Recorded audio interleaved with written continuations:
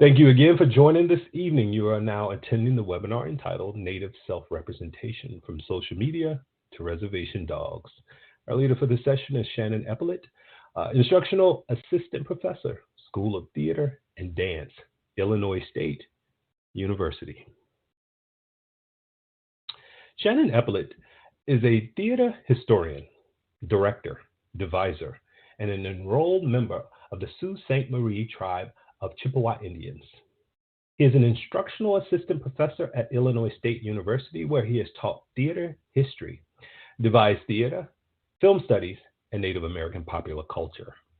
He helped write ISU's land acknowledgement and has been leading efforts to make the practice of land acknowledgement into a program of reconciliation and restoration of Native people to ISU's campus and curriculum. He received his PhD from University of Illinois, Urbana-Champaign. Shannon's research focuses on the history of Chicago's off-loop theater community through a sociological lens and has been published in Theater History Studies, New England Theater Journal, and the book Makeshift Chicago Stages, A Century of Theater and Performance. He has presented papers and served on the panels for the Mid-American Theater Conference, the Association for Theater and Higher Education, and the Southeastern Theater Conference. His performance work focuses on Native America.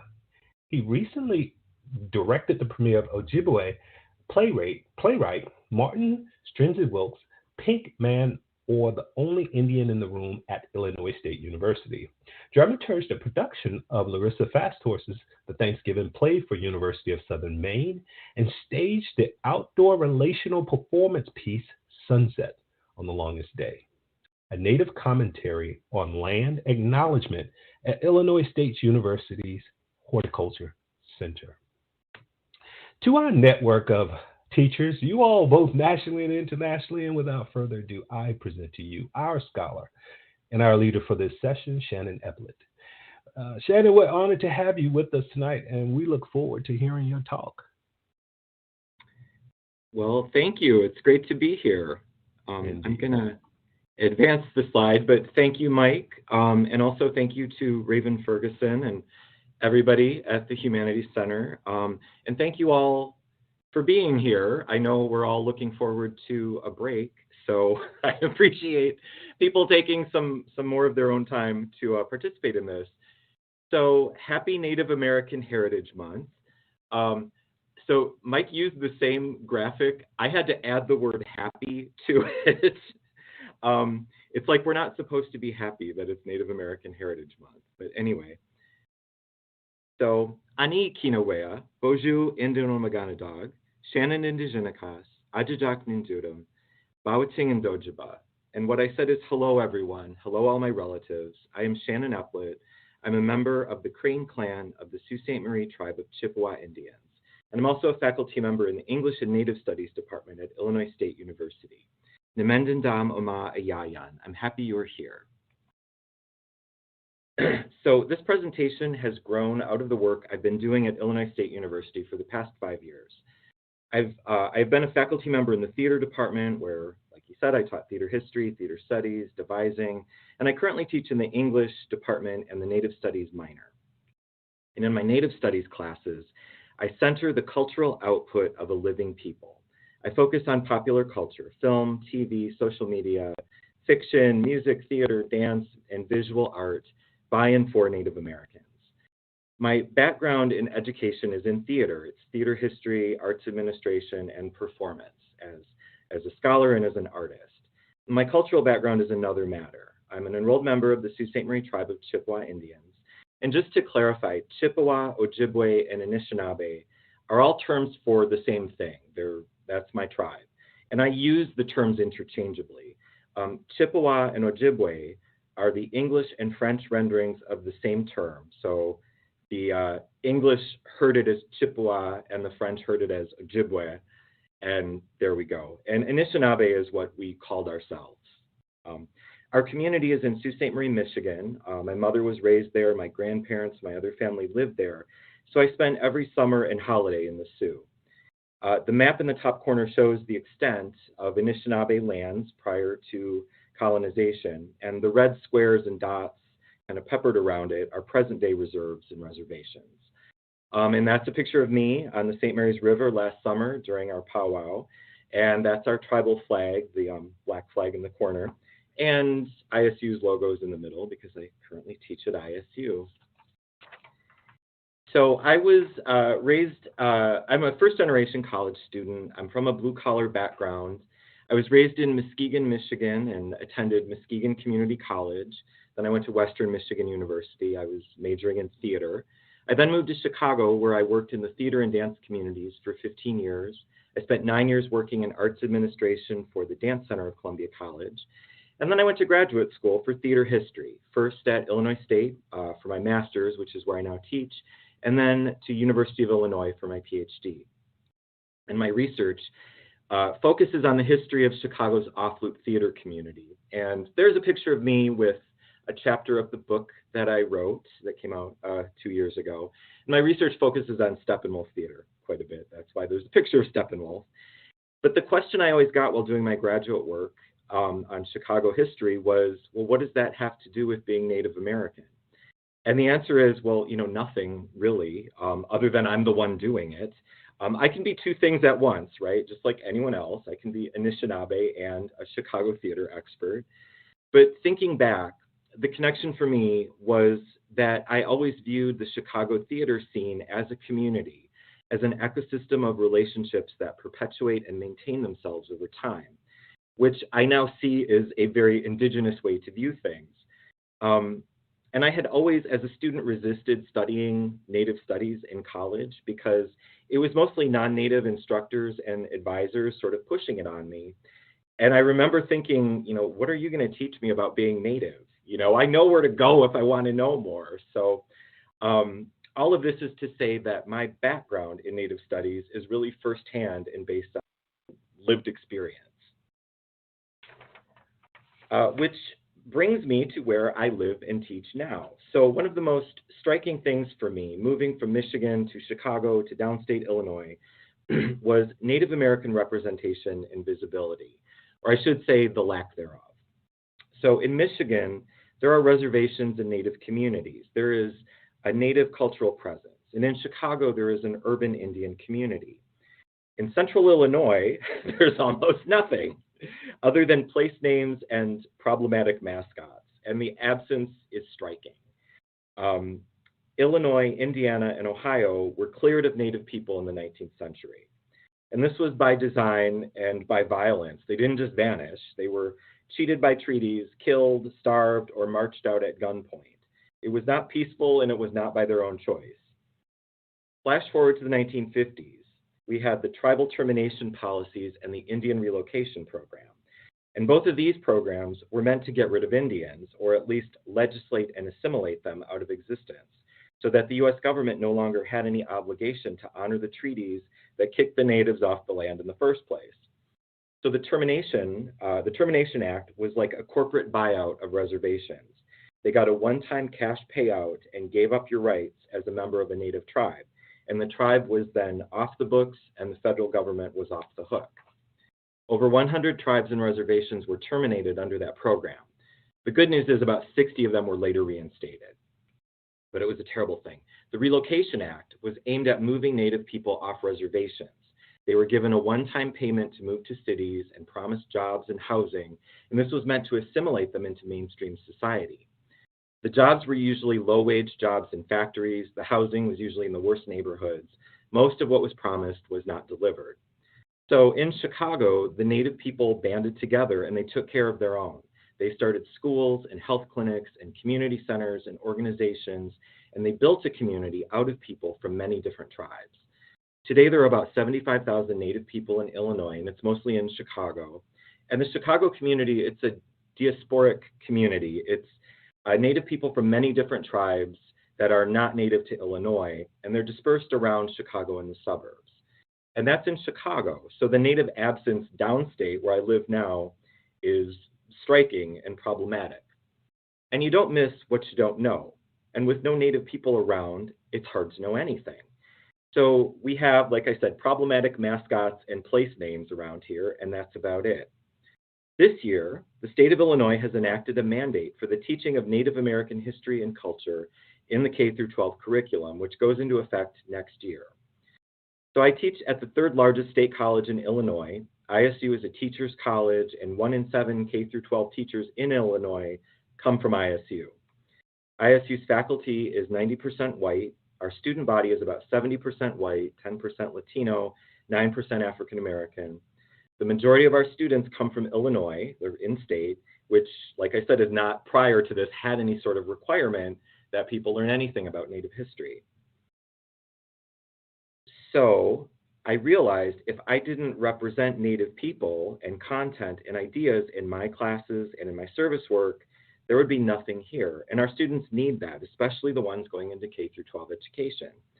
Most of my students have never met a Native person. They have had no prior exposure to Native culture or history.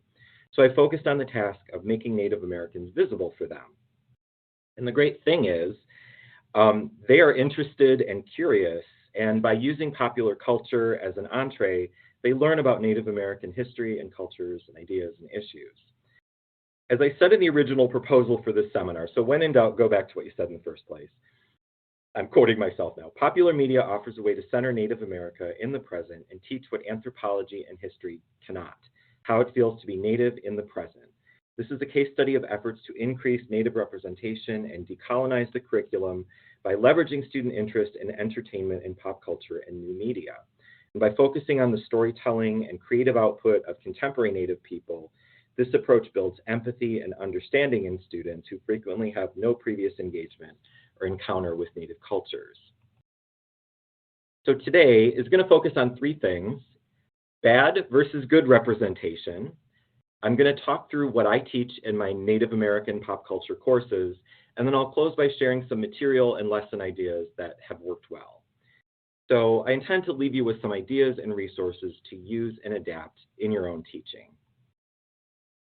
And the key points I'll make in this webinar are to use Native sources and materials, to be culturally specific, to think about whose land you're standing on, know where you are, and do this all year. Don't just do it in November, right?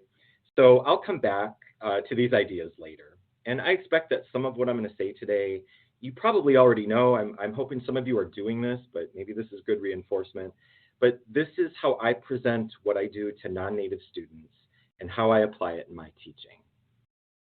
So I'll pause for a minute. If there's any questions, I'm happy to answer anything.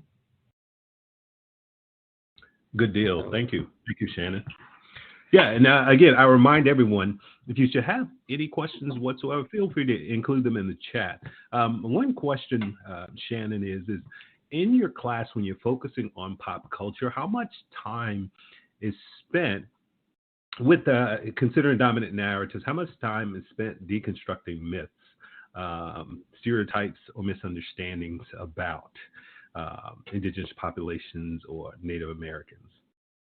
Well, I spend the first 2-3 weeks of the semester, and this is a college class. We meet, generally it's twice a week for 75 minutes. So they get some readings and other things that they do. I mean, there's me talking and answering questions, but I give them some readings that sort of ground them in where we are now. And I'm going to go through my syllabus, and you'll see I have them read Vine Deloria's Custer Died for Your Sins and share that. And then there's some other things they read that that book deals with contemporary 20th century Native American history. And then I have them read some other things, and I show short videos in class too. But I have them read some other things that deal with Native identity and how Native identity is figured and why it's problematic, which sets them up for some other things. So the beginning of the class, I probably spend about 2 to 3 weeks on covering that.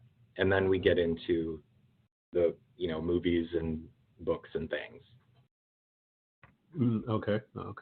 The question that we have here, actually Dennis included in the chat, is in the class when focusing on pop culture, do you only focus on culture in class, or all culture within reason? Or and Dennis, you can and actually I'll Dennis, if you will, please put that in the managed Q&A for us, and I'll bring that back again, if you will. Okay. Go ahead and include it there. Mm-hmm. Do I focus on culture or?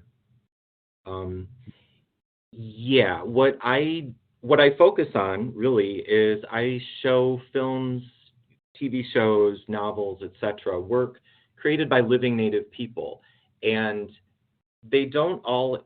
Some of them incorporate, their traditional culture more than others. Some of the work I use, it's in the class because it's made by Native people. So it depends on how much traditional culture or ideas or whatever are in the work itself, and I expand from there. So one of the writing prompts I have as an option for students is, what elements of Native culture or Native storytelling is sort of the way I go at that. What elements of that do you see in the work? And as they learn more, they get better at identifying it.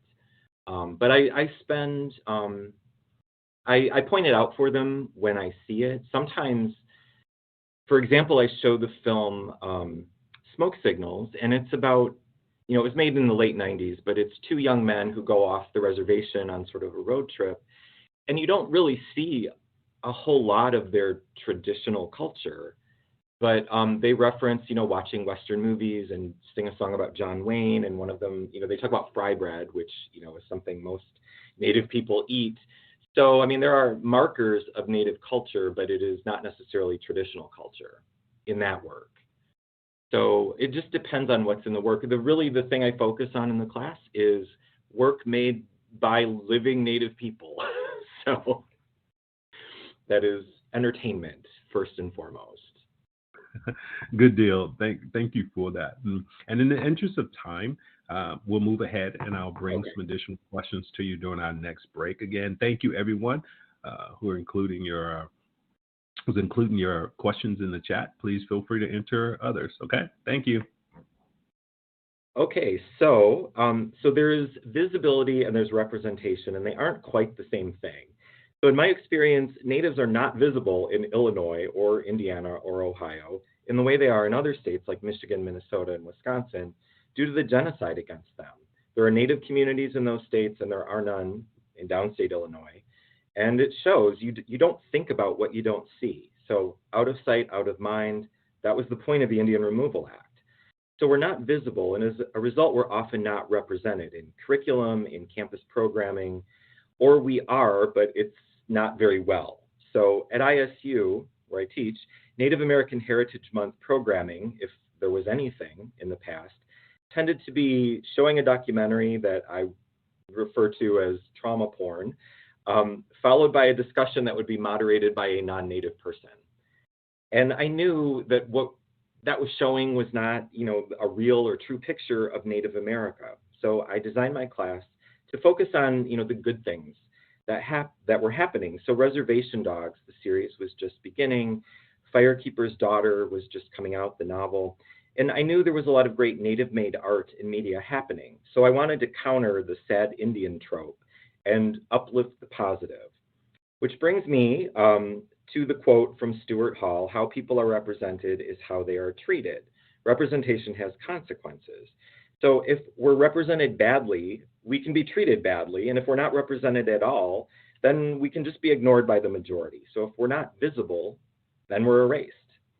So where are we visible, and how are we represented? So I'm going to take us all on a little tour of the ways Native Americans have shown up in mainstream culture for most of my life. And these are the images of Native people that I grew up with.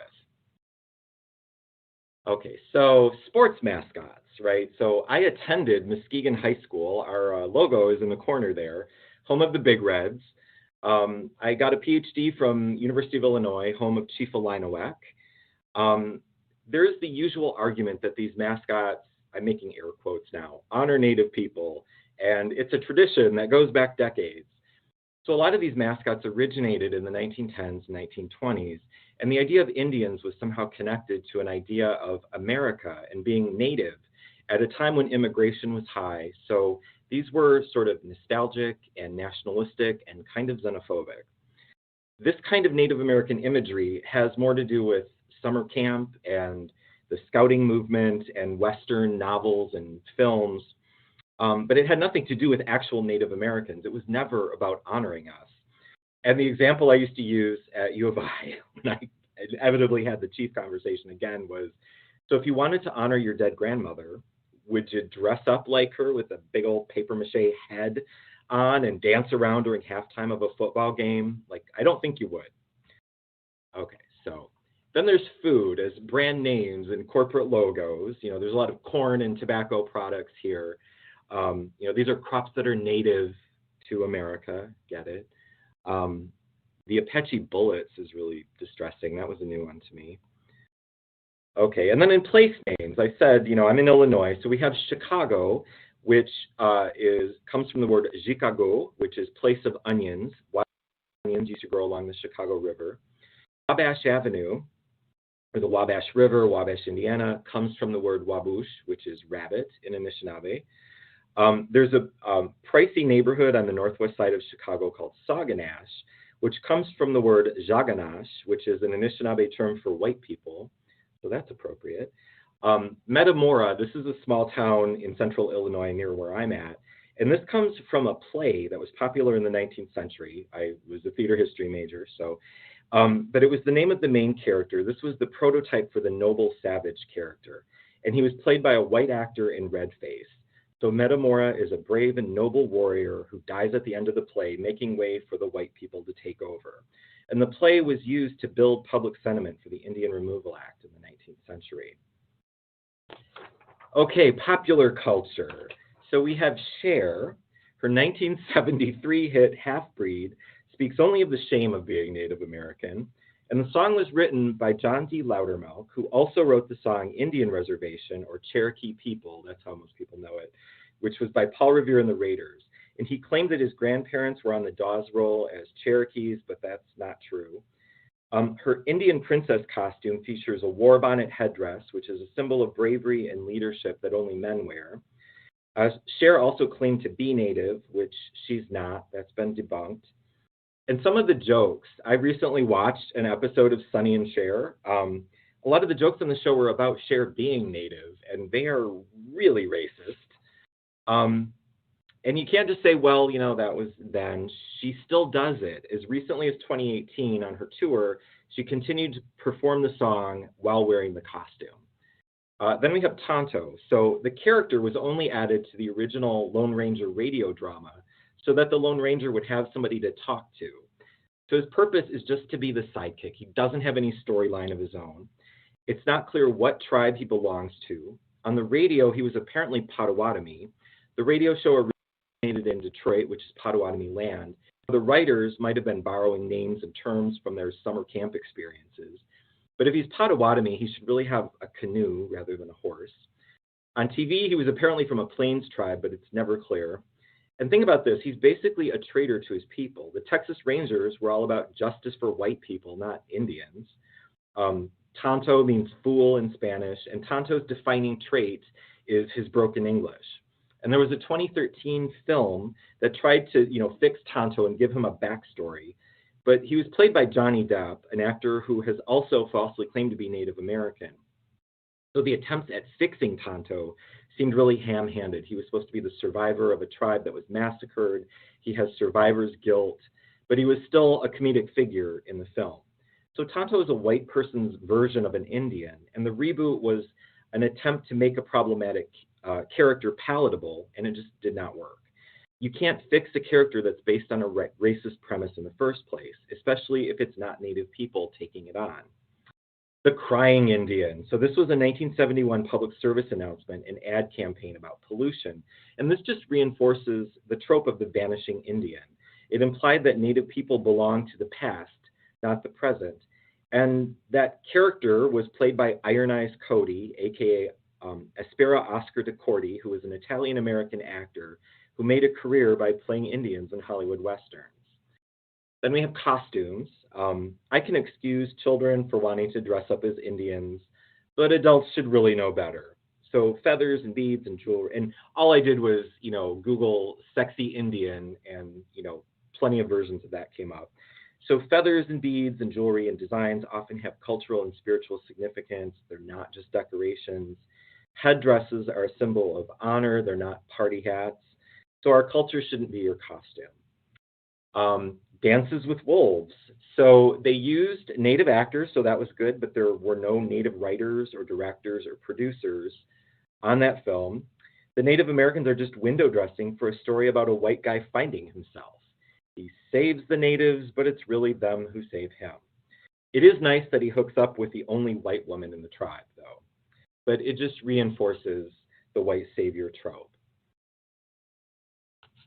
So the Pocahontas story, it's a big lie. Okay, she was 10 years old. John Smith was 27 when this was supposed to have happened. And Smith wrote the account of Pocahontas saving his life long after everyone else involved in the story was dead. So it's not likely that it ever happened. Smith and the colonists terrorized the Powhatan people. They were known for stealing food and raping women and children. Pocahontas was married to a Powhatan man and had a child when she was kidnapped and held for ransom by white colonists. And her husband died while she was captive. She never saw her son again. She was raped by her white captors and bore a child, and then converted to Christianity. She adopted an English name, Rebecca, and she married colonist John Rolfe. She was never married to Smith. And John Rolfe took her to England to prove that the natives were not being mistreated. She died in England, probably from poisoning, and she was all of 20 years old. So this is an awful story. It's a tragedy. It's a white guy fantasy about a native woman. So please don't perpetuate this one. And then Addams Family, Wednesday Addams. So in the 1993 film, Addams Family Values, the Addams children are sent to a summer camp against their will, and they don't fit in with the rich, white, and aggressively upbeat camp culture. So during a Thanksgiving pageant, for some reason they do a Thanksgiving pageant at summer camp, but anyway, they lead a rebellion of the camp's misfits and outcasts. And I'm going to ask Mike to play the video, and this is just a few minutes long. So glad we invited the Chippewas to join us for this holiday meal. Remember, these savages are our guests. We must not be surprised at any of their strange customs.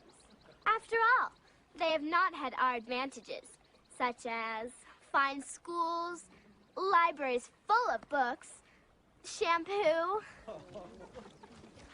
How? I am Pocahontas, a Chippewa maiden. An Indian. Enough said. And I am Running Bear, betrothed to Pocahontas. In the play. 20 grand for summer camp. He's Mr. Woo-Woo. We have brought a special gift for this holiday feast.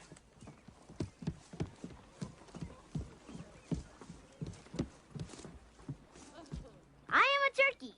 Kill me. What a thoughtful gift. Why, you are as civilized as we, except we wear shoes and have last names. Welcome to our table, our new primitive friends. Thank you, Sarah Miller. You're the most beautiful person I've ever seen. Your hair is the color of the sun. Your skin is like fresh milk. And everyone loves you. Stop! Sit. Wait. What? We cannot break bread with you. Huh? Becky, what's going on? Wednesday. We have taken the land which is rightfully ours. Years from now, my people will be forced to live in mobile homes on reservations. Your people will wear cardigans and drink highballs. We will sell our bracelets by the roadsides. You will play golf and enjoy hot hors d'oeuvres. My people will have pain and degradation. Your people will have stick shifts. The gods of my tribe have spoken. They have said, do not trust the pilgrims. And for all these reasons, I've decided to scalp you and burn your village to the ground.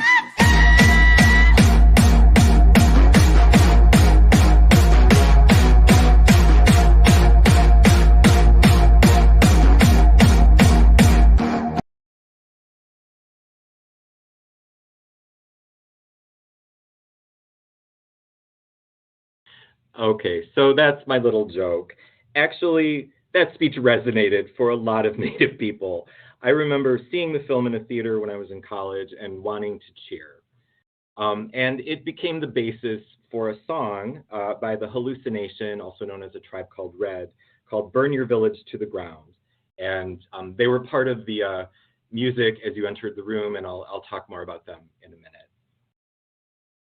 Okay, so how do you know if something is good representation? Well, were Native people involved in making it? Is the author, the artist, the creator Native? Or is it a non-Indigenous person telling a Native story? And if it's not Native-led, were Native people involved in the project? Were they consulted, included as collaborators? Does it center a Native story or idea? Or is it about non-Native characters with a Native backdrop? Are the cultural references for real? Is it tribally specific? Tonto is a generic Indian, for example. So in most of the examples I just gave, this is not the case, right? So Natives are barely visible, and this is how we've been represented as, butter and cigarettes and Halloween costumes and white fantasies about freedom or spirituality. But like I said, how people are represented is how they are treated. So when we're represented inaccurately or in a destructive manner, this reinforces existing tropes and stereotypes. Cher's Cherokee princess, the crying Indian, Tonto, they're symbols and ideas. They're not characters or people. They're other people, they're others speaking for Natives, because if you don't let Natives talk, then you don't have to listen to them. So I'm going to pause again for questions. So Mike, do we have any questions? We do. Okay. Thank you for asking. All right, good deal. We'll get started. So Magdalena's question is what is the balance between bringing awareness to the historical injustices committed towards Native people and teaching students about the resistance and joy of Native culture? What is the balance between the two?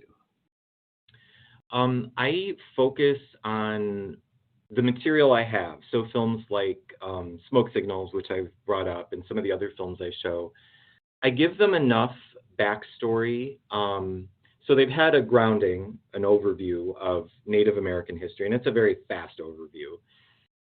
And then I give them enough to follow what's relevant to the work I'm going to show. So with Smoke Signals, it's pretty contemporary. They don't need college students don't need a whole lot going into that. I set up, where their Coeur d'Alene, they're in Idaho, and I explain where they're at. For another film that I show, which is called Beans, and it's set in a very specific historical moment, the Oka crisis of 1990, I show some news footage and some not longer than 10-minute long videos, background information on what the crisis is. So for the film Beans, I give them some historical background for the crisis, what was at stake, and then a little bit of cultural background for the tribe that's being shown. So I give them enough to follow what I'm going to present. And this is in my classes. I realize I'm not teaching a history class, so there's a difference there. This is a humanities gen ed college level, 200 level college class. So it is an overview of film and media rather than history or anthropology.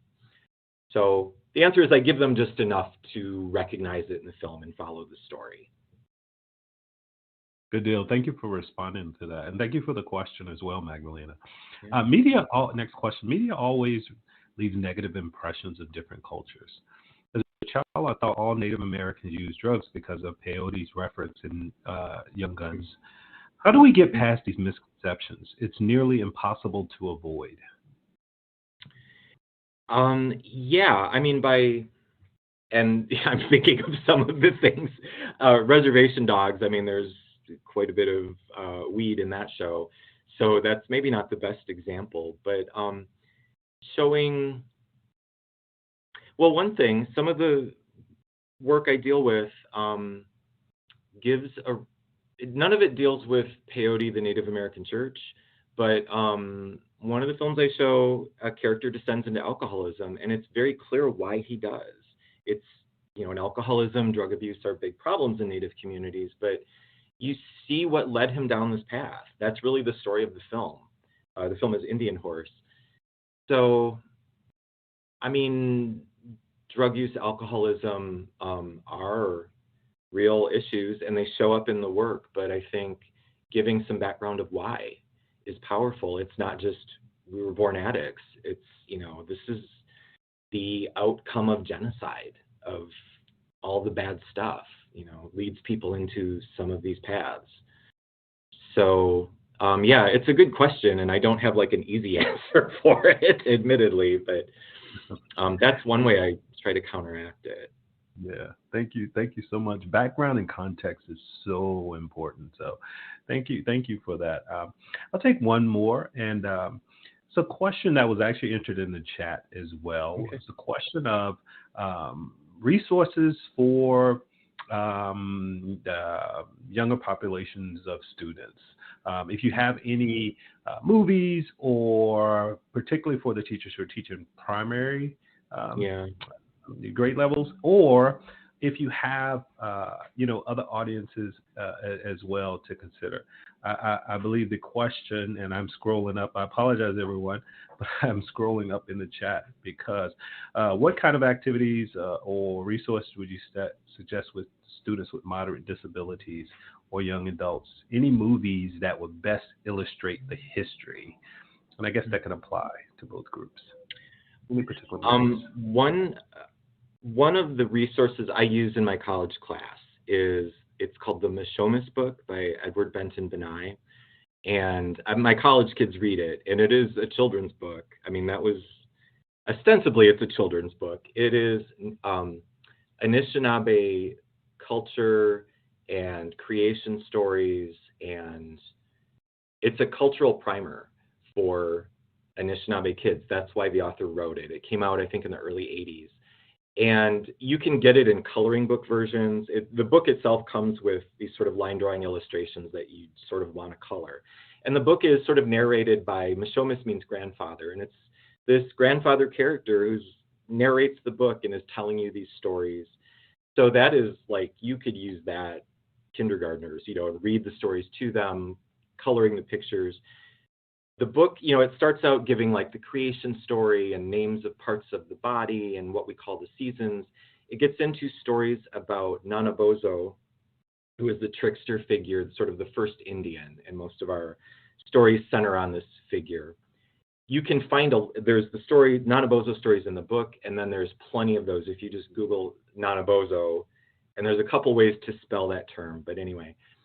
It gets into his stories, and then it gets into Native American prophecy of Ojibwe prophecies called the Seven Grandfathers, or the Seven Fires, Seven Fires prophecy. That's a bit dark and heavy. I wouldn't maybe read that to kindergartners, but most of the book, the content is great, and that would be something appropriate for lots of different, ages. I have my college kids read it. But also there is a web resource, and I think it's in the resource list. I'm trying to skip ahead to my notes. It's American Indians in Children's Literature, and blog by Dr. Debbie Reese. And her field is children's lit, and she dissects and analyzes lots of different books that depict, by Native authors, white authors writing about Native characters. So that's a really good one to go through. The film, the videos, the films, the TV shows I use, probably some of them I think would be suitable for junior high. I don't know. I don't think anything I'm showing at the college level would, be good for, K through 6, but there are other, you can certainly find films made for children. There's a online Ojibwe puppet show, which is about learning I think it's called Boju Nanabozo. So it's like Muppet style puppets on YouTube. It's quite cute. So there's a lot you can find. Good deal. Thank you for that. And I dropped the link in there for the American Indians Children Literature. So it's in the chat. And then special thanks to James for putting that book title in there as well. And yeah, we're all set for now. Again, we can move ahead and I'll bring some additional questions a little bit later. Thanks, Shannon. Okay, so this is syllabus day. Welcome back to college, but this is the syllabus. The syllabus for my course. It's called Indigenous Survivance, Presence, and Futurity in Popular Culture. I just call it Native Pop Culture. But it's a 200-level course that fulfills world culture and humanities requirements. And it's an overview course. The overview is that we will look at how Native people are still present, still creating culture through pop culture. So like I said, I start by grounding them in some Native history and identity, also in Anishinaabe tradition, and that is the Mishomis book. And then we move into films and music and art. So here I'll quote myself. We then look at how these traditions, ideas, and themes evince themselves in the work of contemporary Native artists as they use media and performance to write themselves into the present and project themselves into the future. The purpose of this course is not just to recognize that we are still here, but to make Indian country visible and legible in contemporary culture and media. As you stand on Indian land, learn to see it. So, like I said, what I'm out to do is expose non-Native students to contemporary Native culture, to open their eyes to it, and through that they learn Native history, contemporary issues, culture. And I'm just sort of paging through my own syllabus. So I try to teach the class and create a classroom environment that supports what I call an indigenous system of learning and knowledge. And what it really amounts to is shared responsibility for the material. So I often assign one part of a reading or an episode of a TV show to specific people, and then they report back to the rest of the class on that. And so the hope is that this builds community, it encourages dialogue and interaction, and it allows me to cover more ground, more material, because I'm not saying go home and read a 250-page book. I'm saying read 2 chapters of a 250-page book. I've started to frame this idea, indigenous systems of knowledge, that does not get them excited, but I've started to frame it as be a good relative or be a good community member. So do your part of the work, share what you have, and we all benefit. The assignments in this course were 3 writing assignments, 3 response papers. The first one was over a film. The second and third, students had some choice as to what they wrote about. It could be over music, dance, social media, whatever. And they had some flexibility with due dates as well, which they liked. What I call the Indian TV presentation, these are updates. They're presentations over episodes of Reservation Dogs. So I show the first and final episode of each season in class, and in between, they're assigned a specific episode, a group of 3 to 5 students, and they watch it and come back in, present a synopsis of it, and then we watch the final season finale. Okay, and then I had the same slide twice. My apologies. So I give students a choice of doing a final paper or a presentation. So if they do a presentation, I ask them to teach us about a Native person, a living Native person who does something that they're interested in that we didn't cover in class. Any field. So I get a lot of athletes, artists, writers, social media influencers, business people, clothing and fashion designers, fashion figures, which is pretty interesting. So for the paper, if they choose that, it's a reflection paper. Tell us what you've learned.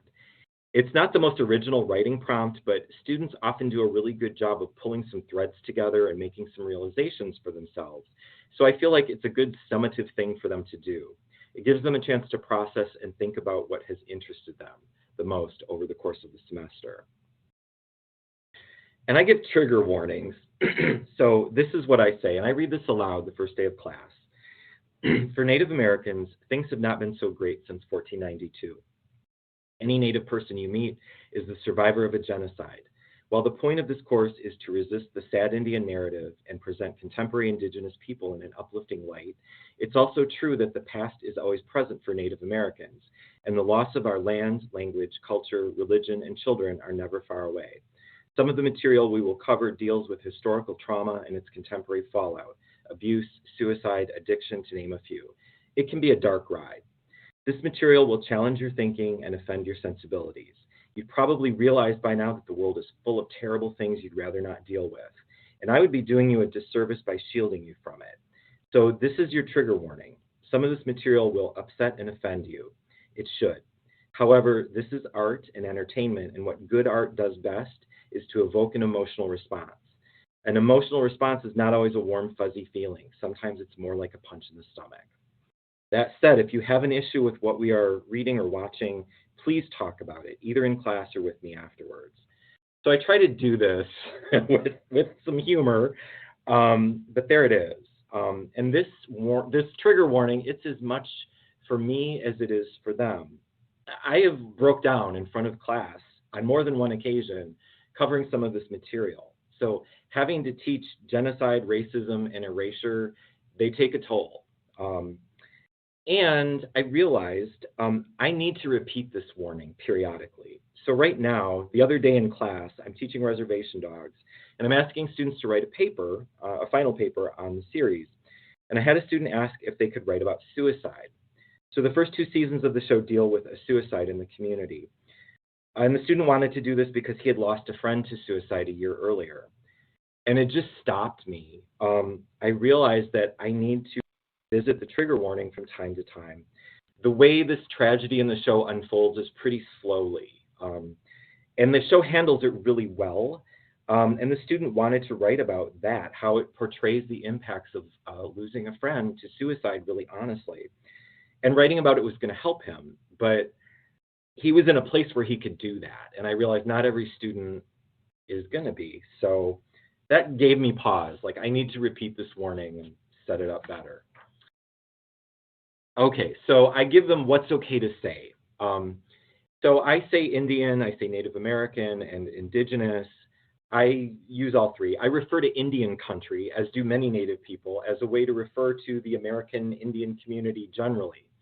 And I've heard non-natives fear that that's an offensive term, but rest assured, Indian Country Today was a newspaper, and it's now an online news channel. It's like Indian CNN, so it's okay to say Indian Country. We use it. I also make it clear that not every Native person feels the same way about this. So respect that when you encounter it. And don't, in my class, don't be afraid. You know, I tell them it's okay to mispronounce something, right? Just try it. No one's offended if you're making an honest effort. And if you get corrected, say thank you and move on. Okay, this is my course schedule. So as I talked about, I start by grounding them in 20th, 21st century Native American history by having them read Vine Deloria Jr.'s book, Custer Died for Your Sins. And like I said, they're assigned, it's a 250-page book. Everyone reads chapter 1, and then groups of 4 to 5 students get assigned a single chapter. There's 11 chapters. And the first 1 to 2 class days are people giving their summaries. And then the Mishomis book, which is a children's book that, like I said, teaches Anishinaabe culture and folklore. I also have them read a piece by Gerald Weisner that explains the concept of survivance. And this is Weisner's name for cultural continuation. How is Native identity and culture present in the present? And I have them do some readings that deal with the idea of indigenous futurism. So if you're familiar with Afrofuturism, it's the same idea, creating work that projects Native people into a future. These readings about survivance, futurity, and the idea of tradition and storytelling frame their writing assignments and reflection papers in the course. So they consider the work they see or read through the lens of survivance, futurism, storytelling. Tell me what you see, what do you get? And I also have them do a reading on Native American identity because this is a complex and it's often a fraught topic. So they get an understanding of enrollment and descendancy and identity and blood quantum and federal recognition and pretendianism, the thing that claiming and proving Native heritage is complicated and why this is the case. Then we get into the movies and the fun stuff. So we watch a film called Enate Se. And this is a film by 2 young filmmakers. They're brothers from Sault Ste. Marie, and they use the 7 grandfathers' prophecies, which are outlined in the Mishomis book, as the basis for the film. And it's clearly a first film. It moves between documentary and dramatization, and it's kind of a mess, but it's a pretty fascinating mess. And in the past, I didn't do this in the syllabus, but I paired this with Angeline Boulley's novel, The Firekeeper's Daughter, which is also set in Sault Ste. Marie, Michigan. So the students get a deep dive into a specific Native culture, Anishinaabe, and a look at work that is deeply set in a specific place, Sault Ste. Marie, Michigan, which conveniently enough, I happen to know quite a bit about. So altogether, I think this helps reinforce the connection to land and place that is a big part of Native identity. And it also helps convey that Native history is it's site-specific, right? And that we're still here.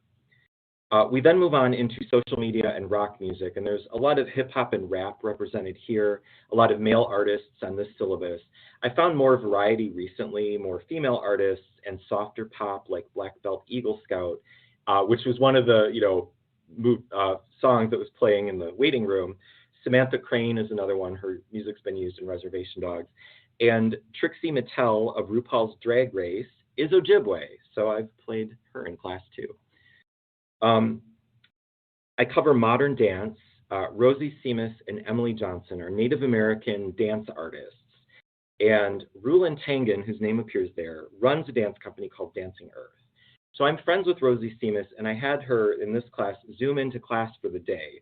And the students really liked that. It was, kind of a Zoom virtual guest teacher. So Rulin Tangen was presenting herself as being Native, which she is not. She's a pretendian, and Rosie Seamus recognized this and outed her. So having Rosie in class and presenting a real-world case of how someone pretending to a Native identity impacts actual Native artists was a really good lesson. Now, Tangen's case is quite clear-cut, and she's admitted to it. More recent accusations of pretendianism, such as Sasheen Littlefeather and most recently Buffy St. Marie, they're less clear-cut. So the Rulin Tangen thing was a good way to get that into the course, but it is a difficult thing to do. I also, moving on, and I can circle back if you have questions about that, I'm happy to answer them, but I like teaching visual artists too, and Kent Monkman, his work deals with how Native people have been represented in visual art. He's also queer, and he creates work centered on his alter ego, Mischief Eagle Testicle, and that's a parody of Cher's Cherokee Princess. The artist Chinupa Hanska Luger is a sculptor and media artist who engages in indigenous futurism. He sets his works in a future world where white people have left the planet and the Native people are in charge once again. Wendy Red Star is a sculptor, photographer, and collage artist whose work deals with Native life in the present through the frame of the past.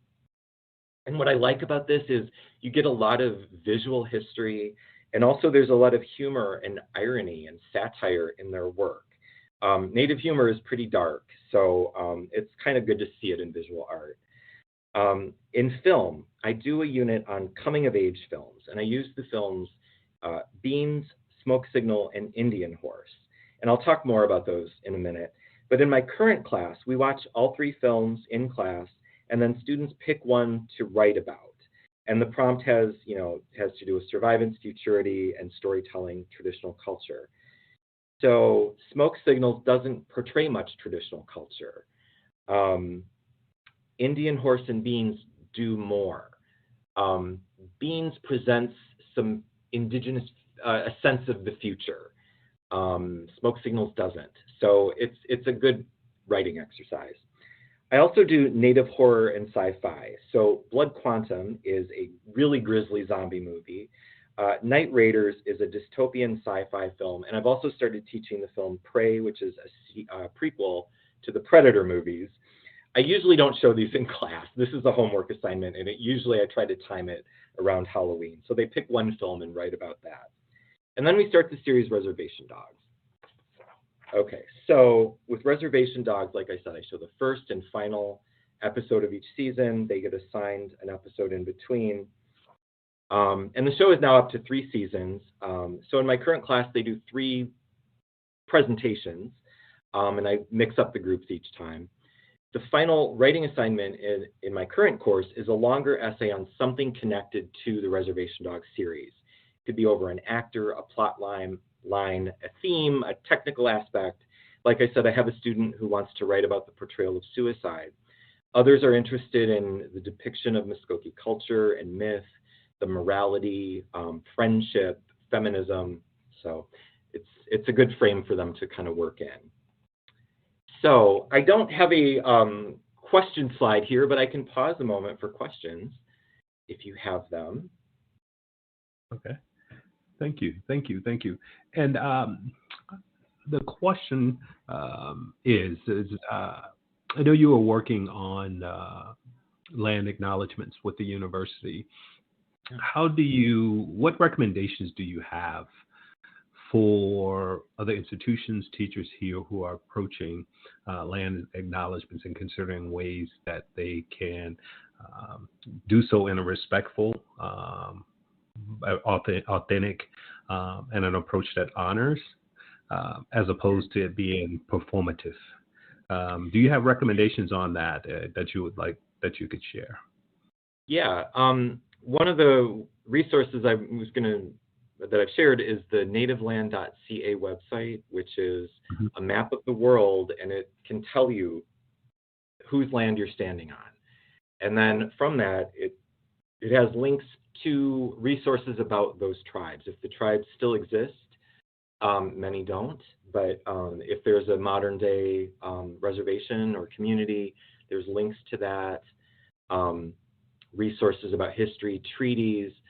Nativeland.ca is a very easy thing to use and to do, and it could be a really fun thing for kids to play with in the classroom. So that's the best resource. Trying to research treaties that's hard. And the history, it really depends where you are. I grew up in Michigan. Our land acknowledgements there are you're standing on Odawa land, and that's it. Here where I grew up, we were Odawa land. But here in central Illinois, this was, it was a refugee point. As colonization pushed westward, it pushed Native people westward and into each other's territory. So our ISU's land acknowledgement, I think, mentions like 10 to 15 tribes that lived in this area at different points. Now, many of them were Illini tribes, which was a confederation, and they were closely related. But it's complicated. It depends where you're standing. But starting with that and trying to go through Native sources first, like I just worked on a project about the Peoria tribe. We're near Peoria, Illinois. And we went to the tribe's website and looked up, well, what do they say about their own history?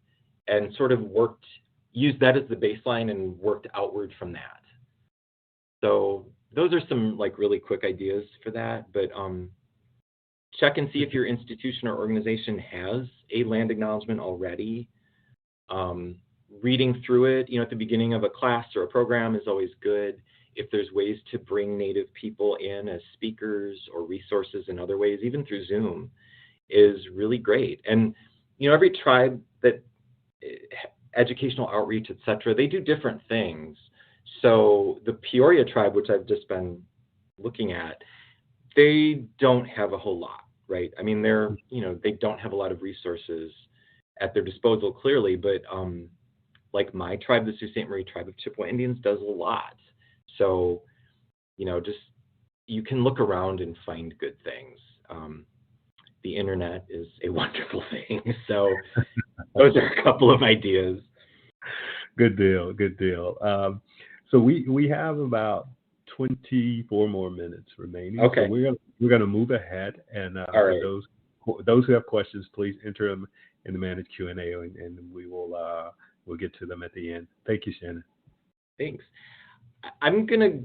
This is an example of how I teach content. So this is a mini lesson over social media as a topic.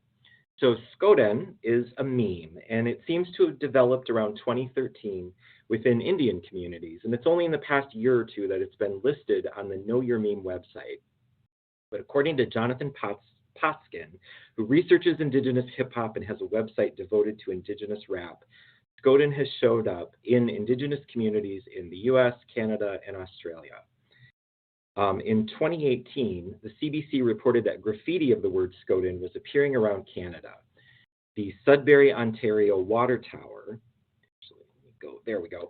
The Sudbury, Ontario water tower was the most prominent, but it was appearing everywhere. And Skoden and the response, Studis, which means let's go then and let's do this, it's a challenge. It's let's fight. And like I said, it's in the Urban Dictionary. It said it started on reservations and spread to urban Native communities.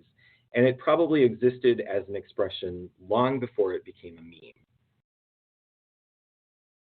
So around 2013, it was turned into this meme, which circulated in Native social media circles. And it's the image of a drunk Indian man with his hands up, ready to fight in a parking lot.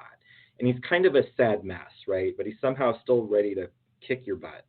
But like any other meme, if you know, you know, and it's funny, and you know, it was funny to Native people who got it, and it probably meant absolutely nothing to anyone else. But like I said, it spread. The water tower graffiti appeared in 2018. Bob Ross Skoden and Skoden Kitty showed up soon after. And it even shows up in Reservation Dogs as graffiti that they're doing, and also as an expression that the characters use. So the man behind the meme is Pernell Badarm. He was a Blackfoot native from Alberta, Canada, and he died in November 2015 at age 52. He was an alcoholic. He died in a homeless shelter in Lethbridge, Alberta. And this is from a CBC story about him. So Badarm came from a family with 9 children and was from the Kenai Blood Reserve in Alberta. He was also a fluent Blackfoot language speaker. According to his friend Mark Braverock, Badarm had a long struggle with alcohol addiction, and the struggle worsened when his sister was murdered in 2014. The following year, his niece died of an overdose. The 2 losses were devastating for him. So Braverock first met Badarm in jail, and over the years they developed a tight bond while trying to survive on the streets of Lethbridge.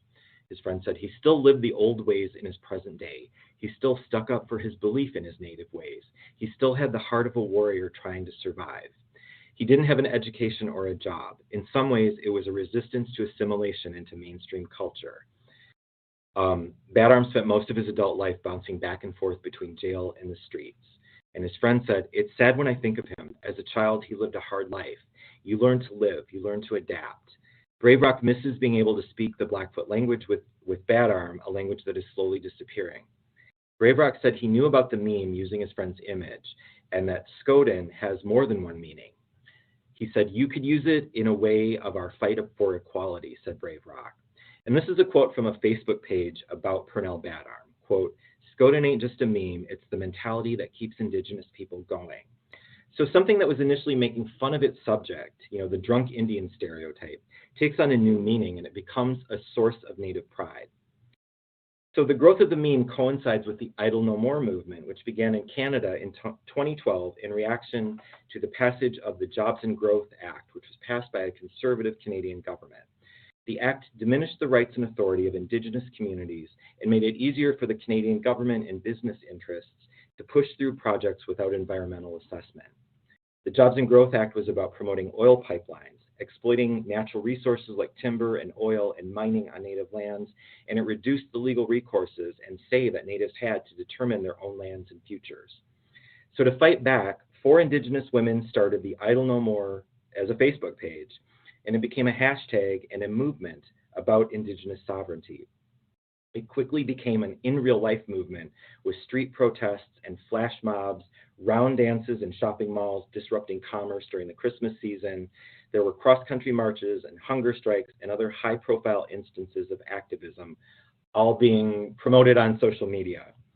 Idle No More rallies took place in 2013 across Canada and the US and in Europe, and the movement continues to advocate for Indigenous rights.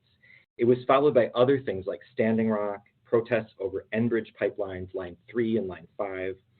Also happening, the Truth and Reconciliation Commission of Canada was active from 2008 to 2015.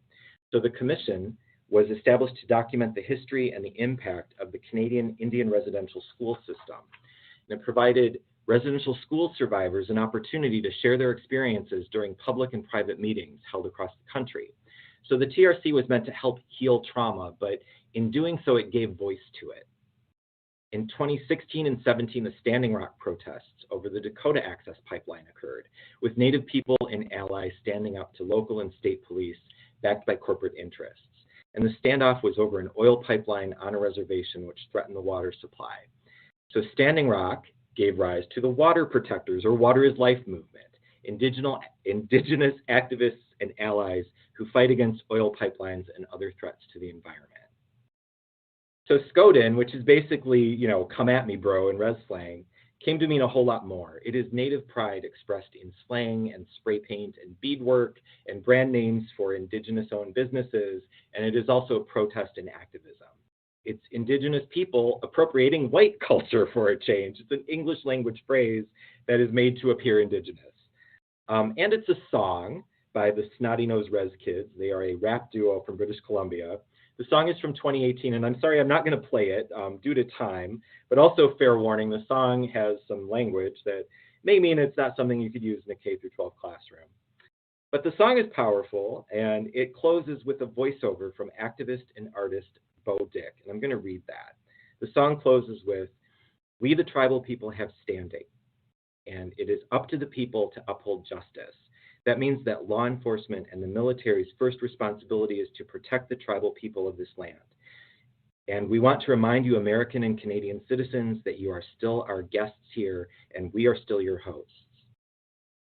So, Skoden is more than just a meme of a drunk Indian willing to fight you in a parking lot. It's come to be about taking a stand and standing your ground for your community. It's reclaiming a negative stereotype and turning that into something hopeful and positive. It's a middle finger to genocide. So it says, "We are still here and we survive you." So, questions? Okay. So a question that we have, you mentioned the term pretendianism. Yes. That's the first time I've heard it. But what are the key problems about pretendianism, Indianism? And you have to give me that pronunciation again. But what are the key problems? Pretendianism. What are the key problems that you share with your students surrounding that term? Well, this is another seminar, another webinar, Mike, but in a nutshell, there are people out there, and Rulentangen is one, and there are other people, native figures have been accused of it, who are said to not be native. To have Elizabeth Warren, when she was running for president, said, "Oh, I'm Cherokee," and native people came out and said, "No, you're not." Okay, so it is people claiming native identity when they don't have it. Now, the problem of this is native identity is really tricky because being a member of a federally recognized native tribe in theory, comes with some benefits. And tribes control their own membership. Now, some tribes claim their membership through a system called blood quantum, which is eugenics, really. It is kind of the one-drop rule. It is about as scientific. So if your mother was full-blooded, you would be, and your father was not, was white or some other race, you would be half-blooded. And then if you marry and have kids with a non-native person, your children would be a quarter blood, and so on down the line. Now, there is really nothing scientific about that.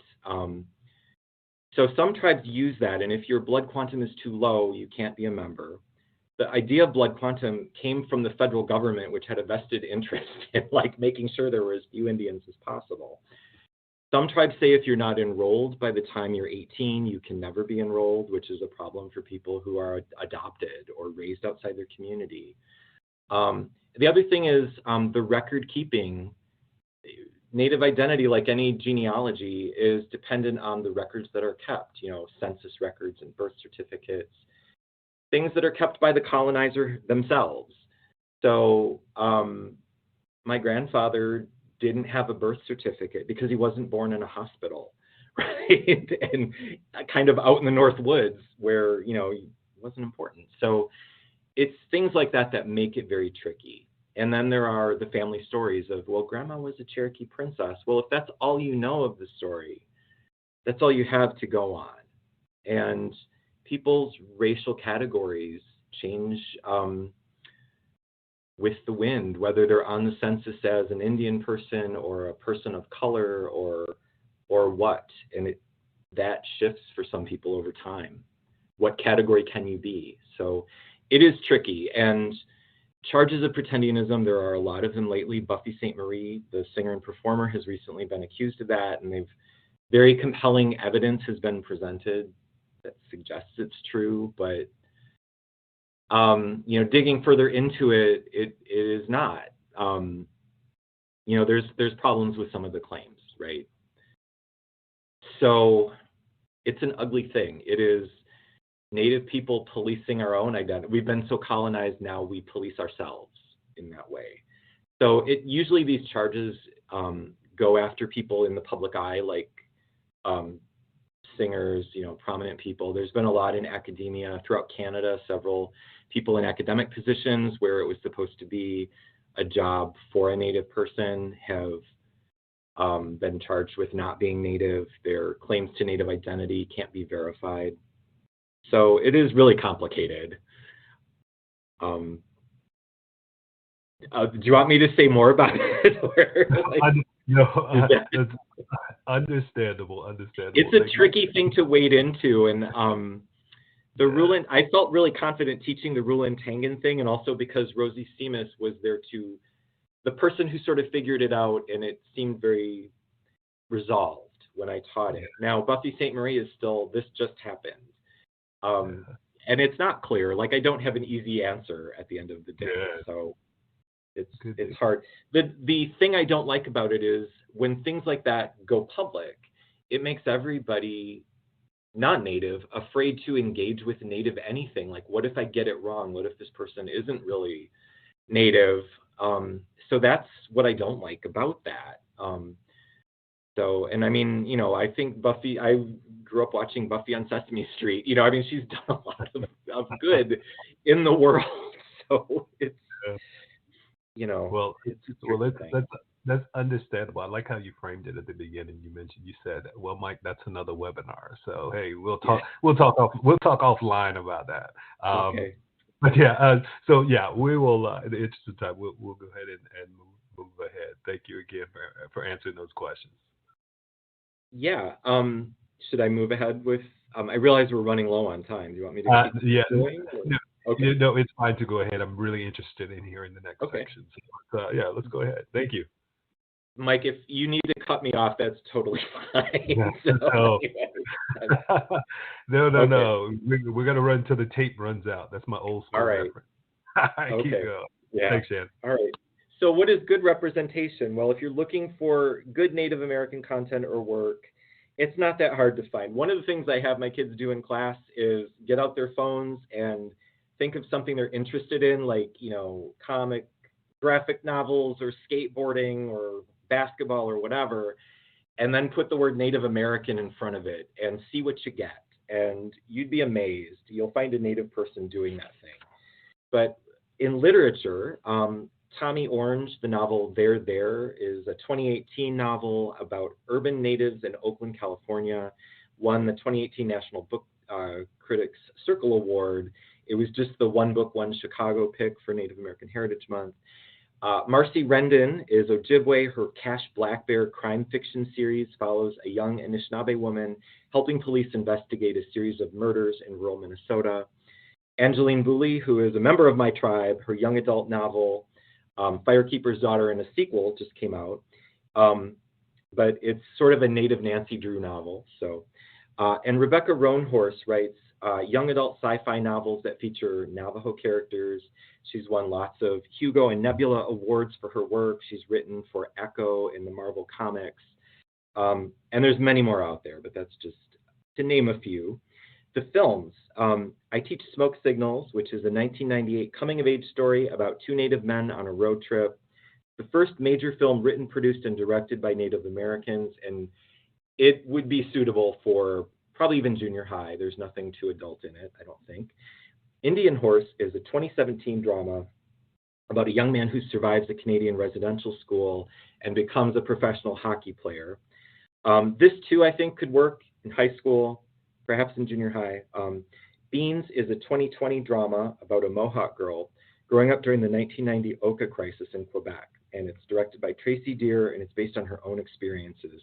This would probably be good in high school. It's the girl in the film is 12. She goes, there's drinking, there's near sexual assault, so there's some adult stuff she goes through, but it is a really great film. Night Raiders, this is the sci-fi, is dystopian sci-fi in which a repressive government takes everyone's children for re-education, and the resistance is led by Native people. And that would be good in high school or junior high. It's not overly violent. Blood Quantum, this would not be good, but it's a gory zombie movie in which only Native people are immune to the zombie virus. And then Prey is a Predator prequel. A young Comanche woman takes on an alien monster on the Great Plains in 1719. It's violent. In music, and thank you for playing some of these artists at the beginning. So The Hallucination, they're also known as A Tribe Called Red. They're a Canadian DJ duo who blend hip-hop, reggae, and dubstep with indigenous music. They call their work Electric Powwow, and that's what you heard in the Addams Family Values clip. Snotty Nose Rez Kids are a Haisla rap duo from British Columbia. They've won lots of awards. The song Skoden is theirs. Superman is an Absoluka rapper and a men's fancy dancer, and he's known for performing in full dance regalia. Black Belt Eagle Scout is Catherine Paul. She is Swinomish and Inupiaq. She's a singer-songwriter from Portland, Oregon. And her music is dreamy and folky and introspective, and you played some of it in the waiting room. And then Tanya Tagak performs traditional Inuit throat singing to rock music. She's collaborated with Quonas Quartet and Bjork and The Hallucination, and she's a real trip. With visual art, I talked about Kent Monkman. He is a Cree painter and performance artist. He's known for his reimaginings of Romantic era painting and his character, Mischief Eagle Testicle, who appears in his painting and in videos. He performs as her. Chinufa Hanska Luger is sculptor and video artist. He sets his work in this sort of fictional dystopian future where white people have left the planet and the native people are repairing the damage. Wendy Red Star is also Absoluka. She's a multimedia artist. She's known for her humorous upending of museum dioramas of native life. In dance, Rosie Seamus is Minneapolis-based Seneca choreographer and artist. Her work weaves themes of personal and collective identity with family and sovereignty and healing. Emily Johnson is Yupik. She was raised in Alaska and is now based in New York City. And her work engages with ideas of community and togetherness, often involving community members in performance and social actions. And then in politics, we've got Deb Holland, Sharice Davids, Mary Peltola, Winona LaDuke. She's not in government, but she's run for president. She's an activist. In food, we have Chef Sean Sherman, the sous chef. His 2017 cookbook advocates using ingredients indigenous to North America for health and sustainability. He won the James Beard Award for Best Cookbook. He just won the James Beard Award for Best Restaurant. His restaurant is called Owamni, and it's in Minneapolis, and it's incredible. In science, we've got Robin Wall Kimmerer. She's a professor of biology at SUNY College of Environmental Science and Forestry. She's Potawatomi and director of the Center for Native Peoples and the Environment, the author of Braiding Sweetgrass, Indigenous Wisdom, Scientific Knowledge, and the Teachings of Plants. She said, I wanted readers to understand that Indigenous knowledge and Western science are both powerful ways of knowing, and that by using them together, we can imagine a more just and joyful relationship with the earth. We have natives in space. We've got John Harrington, the first native man in space, and Nicole Anapu Mann, the first native woman in space, just last year. Social media, there is plenty of native social media. And one that I'm going to point out is the 1491s, and their logo is there. So they are the precursor to reservation dogs. So Sterling Harjo and the other creators of the show, some of the writers and performers, started out with a YouTube channel, and they made sketch comedy because they couldn't get hired. Nobody was hiring native writers, native actors, directors, so they started their own thing. And I don't know how much of 1491 stuff is okay for K through 6, but it's pretty funny. And TV, so I've talked a lot about reservation dogs, but this is the golden age of native television because we have 3 TV shows that are native-led. So Rutherford Falls is Sierra Teller Ornelas' single-camera comedy about the conflicts between a town and a reservation, and there's 2 seasons of that on Peacock. Dark Winds is a crime thriller set on the Navajo Reservation in the 1970s. It's based on a popular series of books. There's 2 seasons with a 3rd one coming out on AMC. And then Reservation Dogs, which is Sterling Harjo's darkly comedic series about 4 teens on a Muskogee reservation in Oklahoma. And that just concluded, but there's 3 seasons. That's on FX by Hulu. So a couple of threads that I teach. So this might be something that I've used these might be something you can borrow or adapt, or it's just the idea of what I do. So one thread is Anishinaabe culture. So I start with the Mishomis book, and then we watch the film Inate Se, and I paired that with The Firekeeper's Daughter. I've also incorporated the book Bawajimo, A Dialect of Dreams in Anishinaabe Language and Literature by Margaret Newton. Now this is literary analysis, but it's literary analysis of 4 Anishinaabe authors, including Louise Erdrich and Gerald Weisner. So if you're using that, and you could use short stories by these other people, but that's like a deep dive into contemporary Anishinaabe artists and writers and what we're doing now, which is pretty cool. Another thread is, I call it Native Sovereignty and Feminine Agency. So the film Beans by Tracy Deer presents a historical event, the Oka Crisis of 1990, told through the eyes of a 12-year-old Mohawk girl. So the filmmaker Tracy Deer has done a lot of press and interviews, and those are worth sharing with students. And the film is based on her own experience. It's not totally autobiographical, but it's based on, she was a 12-year-old during the Oka Crisis. So there's that. Then bringing in content about Mohawk and Haudenosaunee culture would also be important because it's a matriarchal culture. And you see that reflected in the way the character of Beans in the film is being raised. So I would pair all of this with documentaries about Standing Rock, especially the one I've listed there that focuses on the women of the movement. And then to use some music, there is a track by the Hallucination, or they were called A Tribe Called Red, but it's called Unistoten Camp.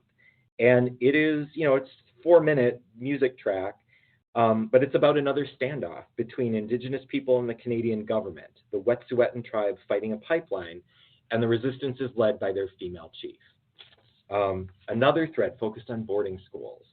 So the novel Indian Horse by Richard Wagamese, it's fiction. It's an Ojibwe boy is taken from his family and placed in a boarding school in the late 1950s, and hockey becomes his way out. Okay. The film is also good, and the film and the novel are probably both okay for junior high and high school students. Sexual abuse is touched on. It's clear what happened, but it's not presented too graphically. But the novel is good, and I think it's definitely within the wheelhouse of younger readers. Moving on, Night Raiders is a dystopian sci-fi film that imagines a world where everyone's kids are put in a boarding school. And again, I think this would be okay for junior high and high school. The song Colonizer, which is by Tanya Tagaq, the song in the video, it gives you the hurt and the rage that these boarding schools left behind and the sense of injustice felt by Native people. And finally, the Deer Lady episode. This is season 3 of Reservation Dogs. And this gives the origin story for one of the show's recurring characters, who is also a character from Muskogee stories, right? She's a shape-shifting woman who seeks revenge on bad men. And her origin story within the show is in a boarding school. Okay, so all of these can and should be scaffolded with other resources about history and context. But the films and the books, the videos, they give the impact and what it felt like to be in these situations. And that's, I think, where their power lies. The nativeland.ca website this is just an image of the screen, but it's a lot of fun. You can travel the globe and you can plug in your town, your address, whatever, and zoom in and see whose land you're on. If you, so for Normal, Illinois, where I'm at, it's saying this was Peoria, Miamia, Oceti-Sakowin, Kaskaskia, and Kickapoo land. And then you can click on Peoria tribe and get a map showing what were just the Peoria's lands or any other tribe. And then you get links to the Peoria Tribe of Indians of Oklahoma. You can get maps and treaties and language resources and other information. So this is like a really great website. Another one, and I mentioned this earlier, is American Indians in Children's Literature by Debbie Reese, Dr. Debbie Reese. I forgot to make a slide for this, but that site, it's a blog, and it can be a lot to go through, but if you're looking for a specific book or just want a recommendation, it's a great thing to go through. So the key ideas here, so use native resources. I think I've made that really clear. Be culturally specific. There's 574 federally recognized tribes in the US, 296 languages, 8 distinct cultural areas, and that's not including Alaska and Hawaii or Canada and Mexico. So don't assume one native culture is the same as another. Treat them and think of them as discrete and individual cultures. I pair the Mishomis book with Inate Se and Firekeeper's Daughter, so students get a basis in the culture and then see how it's reflected in contemporary work. Now, that's an easy one to do, right? I don't know that resources like the Mishomis book exist for every single native culture, but there's going to be some good things out there. Next, know where you are. Learn whose land you're standing on and work from there. Tell the stories. Share art made by the people on whose land you stand. The land is part of the story. And integrate the materials all year. Don't just do this in November. November is a busy time for Native people. Things slow down in January or March. You may be able to bring in some really great guests at other times of the year. So finally, what happens when Indigenous people tell their own stories? Well, they tell the truth, right? If you want to know about Native American culture and history and experience, go to the source. When Native people are not in control, you get stereotypes and assumptions, and those things perpetuate themselves. If it ended with Tonto, I wouldn't still be here talking about Tonto. But there's so little representation of Native Americans out there that when it's bad, it's really destructive. So center Native stories. Question and interrogate work that uses Native imagery and content, especially if it's from a non-Native source. At the end of the day, art tells the truth, right? One of my favorite quotes, and I thought Maya Angelou said this, but I cannot find any evidence she did, but the quote is, "The human truth is undeniable." Art that tells the truth speaks to us all. And what I love about Reservation Dogs is that it tells Native stories, but it does so in a way that all can relate to it and identify with it. We've all been teenagers, right? So that's a universal experience. That's kind of how I sell the show. So remember, no matter what grade level or subject you teach, there's Native American material available for you in every discipline. So just seek it out. Use Native resources, be specific, know whose land you're on, and do it all year. So I would like to thank Mike and Raven and everyone at the National Humanities Center for this opportunity to be with you. I want to say miigwech, thank you, and bamapi until we see each other again. And I will take questions now if there's time allows. This is so on time. To our teachers who are here, prior to the webinar starting, Shannon and I were talking about my invitation that I extended to him several months ago, and how timely and on time I felt it was. You have delivered, and to everyone who's here tonight, I recommend passing this webinar along to your friends. Because as we were concluding and throughout the webinar, there's so many resources, references, there's so many names, this rich culture, community, there's so much that's available to you. And so there was a question as to whether the slides would be available. The webinar will be available to you. So please pass it along and slow it down and take a lot of notes, because the talk has been truly rich, illuminating, and I have truly appreciated it.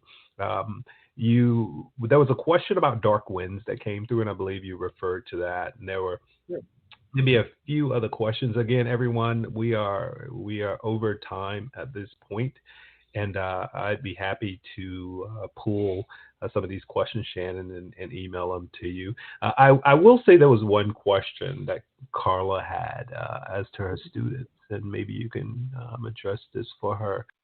But her question is, what would you recommend for elementary school students? And here's her question.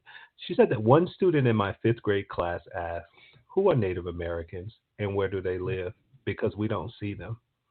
And so we shared a lot, but for Carla, as we conclude, and Carla, I would recommend going through the webinar again and pulling those resources again. But Shannon, what would you recommend to her? Because I'm sure there are a lot of teachers out there who are faced with the same question. Yeah, what I would do, I would go on the nativeland.ca website and put in the town you're in and see whose land was this, and follow that thread. So Native history is really different. You know, if you're on the East Coast versus out West, you know, the wave of colonization swept over this country, you know, more or less from East to West. So it just depends where you're at, right? And who held on to their lands if you're in an area where tribes were removed. So I would look up, you know, the city you're in, the town you're in, whose land was this? And then go look at those tribal websites and resources. And if, you know, if, for example, you're on Menominee land, is there a Menominee writer who has written children's books or stories about, I mean, I'm assuming I don't know, I just made the assumption you're teaching, you know, lower grades, but, you know, look for people from those tribes who are making stuff, books and TV and whatever, and go from there. But I think telling children the story, like, you know, here in Illinois, yes, the Indians were removed, and the Kickapoo, for example, held out the longest and resisted removal the longest, and then they were removed, I think, to Kansas and then to Oklahoma. They kept going to Mexico, and they live there now. There are Kickapoo communities in Mexico that they wanted nothing to do with the U.S. The Peoria, you know, moved out of this area and first to like Missouri and then Kansas, and today they're in Oklahoma. So good. That's the kind of, you know, outline for it, I think, is look up whose land you're on and then follow those threads. Good deal. Good deal. Thank you so much. And actually, Melissa's question is just this. She says, "Can I take your course? But seriously." That's the final question that she finished it off with. But seriously. Yeah, I have done this. I did it online over the summer. That was not a great experience. Oh, really? But you know, well, it was like a 6-week class, so it was a little compressed. But yeah, no, I'd love to have you come to Normal, Illinois. Good deal. A good deal. Well, everyone, that's our time. There are a few other questions here, and we'll chat offline with Shannon about Mike, please email them to me. I'm happy to answer whatever I can. So, and actually, forward them to me. Will do. Actually, I'll put them in the presenter chat for you as well. A few of them, and yeah, we'll go from there. But to everyone, again, thank you for joining tonight's session. And Shannon, just again, I can't thank you enough for being here with us tonight. This was so on time because, you know, this is the week that, you know, years ago we were all faced with the same skits that Wednesday Addams was addressing, dealing with in your clip.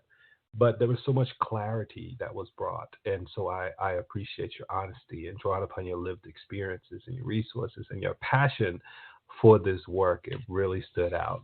To everyone, I'd encourage you all again to keep up with all that's happening at the National Humanities Center through our various social media networks.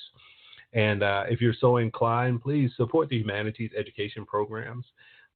Education programs provide a critical, important bridge between the academic world and the working classroom. Your gift, no matter how modest, can open up a world of ideas for teachers and rekindle their enthusiasm. As I mentioned before, we are a private nonprofit institution. So please consider that as well. As you conclude your year, please consider donating. Next up, let's relieve comedy of the idea of comic relief. December the 5th, we will be back here with John Brooms, Professor of Film Studies, Program and Department of English at the College of Charleston. We will be here at 7 p.m. Eastern Time, and we look forward to seeing you all. As I mentioned in my opening, I'm hopeful and that you all will have a restful and restorative break. I hope you are already on that vacation and looking forward to a happy Thanksgiving. There's so much that we be thankful for. And again, I thank you all for being here with us tonight. And to Shannon, you mentioned Snotty Nose Red kids playing Skoden. Well, we're going to finish out with Skoden this evening. So appreciate you, and I will. And yes, that I'll let everyone know there is some language in there if you want to log off now. But this is really